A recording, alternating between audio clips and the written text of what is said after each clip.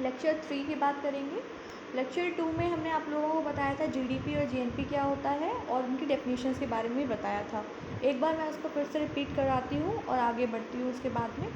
GDP की बात करते हैं तो total value of a final goods and services produce in the domestic territory of an economy in the given accounting year और a financial year is called the GDP of that nation. ठीक, इसमें मैंने बोला यहाँ पे 2-3 terms आए, जैसे domestic territory, financial year, final goods and services, ये सब चीज़ें क्या होती हैं अब हम लोग उनको एक्सप्लेन करेंगे। सबसे पहले बात करते हैं हम लोग डोमेस्टिक टेरिटरी क्या होती है। तो हमें पहले तो पता है, मैंने एग्जांपल लिया था लेक्चर नंबर 2 में कि सिर्फ एग्जांपल लेते हैं इंडिया का। तो इंडियन टेरिटरी जो है वो हमारी डोमेस्टिक टेरिटरी है। क्या सिर्फ इतना ही है? नहीं, उसके अलावा भी कई चीज़ें हैं।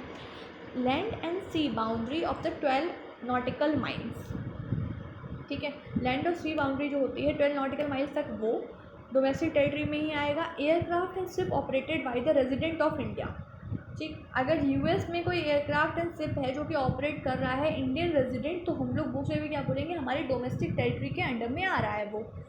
कौन कौन सी चीज़ें आती हैं? Land and sea boundary up to the 12 nautical miles. Second है हमारा aircraft and ship operated by the resident of India.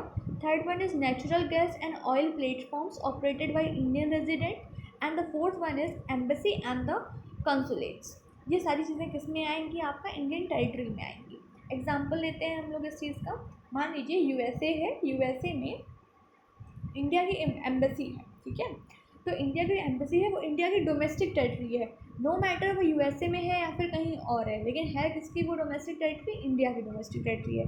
Same example लेते हैं हम लोग कि एक यूएस में क्या है, हाँ, यूएस में मैंने बोला कि कोई एयरक्राफ्ट एंड शिप ऑपरेट कर रहा है इंडियन रेजिडेंट, ठीक है। मतलब पूरी तरह से फुली वो इंडियन रेजिडेंट की तरह ही वो ऑपरेट, इंडियन रेजिडेंट के द्वारा ही वो ऑपरेट करा जा रहा है।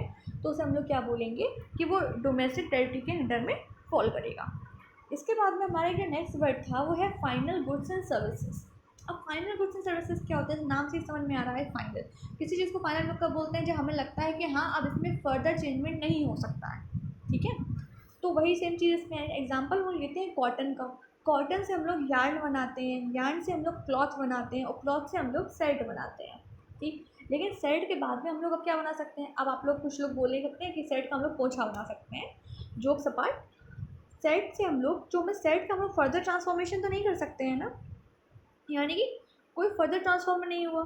तो यहाँ पे जो सेट है हमारा वो क्या हो जाएगा? फाइनल गुड हो जाएगा, ठीक। तो फिर एक क्वेश्चन उठता है कि अब यार्न, कॉटन, क्लॉथ, ये सारी चीज़ें क्या हैं, इनको कौन सा गुड बोलेंगे? तो बच्चों इनको बोलेंगे इंटरमीडिएट गुड बोलेंगे। क्या बोलेंगे? इंटरमीडिएट गुड बोलेंगे या फिर इंटरमीडिएट गुड भी बोल सकते हैं, ठीक। ये चीज़ें हो गई।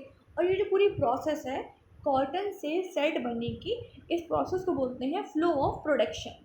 क्या बोलते हैं? फ्लो ऑफ प्रोडक्शन, ठीक। तो ये हो गया फाइनल गुड्स एंड सर्विस का। दूसरा एग्जांपल हम लोग लेते हैं, हम लोग एग्जांपल लेते हैं पोटैटो का। पोटैटो से हम लोग चिप्स बना लिया और उसके बाद में अब ये चिप्स जो बने हमारा क्या है? फाइनल प्रोडक्ट है। चिप्स से हम लोग फर्दर कुछ ट्रांसफॉर्मेशन कर सकते हैं क्या? बिल्कुल सही, नहीं कर सकते हैं, इसलिए ये हमारा क्या है? फाइनल प्रोडक्ट है। क्या? चिप्स, ठीक। तो हमने बोला अब क्वेश्चन, ये सारी चीज़ें हो गई। अब एक चीज़ और होता है कि फाइनल गुड्स। अब फाइनल गुड्स भी ना दो तरह के होते हैं। पहला होता है कंज्यूमर गुड्स और नेक्स्ट होता है कैपिटल गुड्स। अब ये क्या होता है इसे हम लोग नेक्स्ट वीडियो में बताएंगे। Thank you.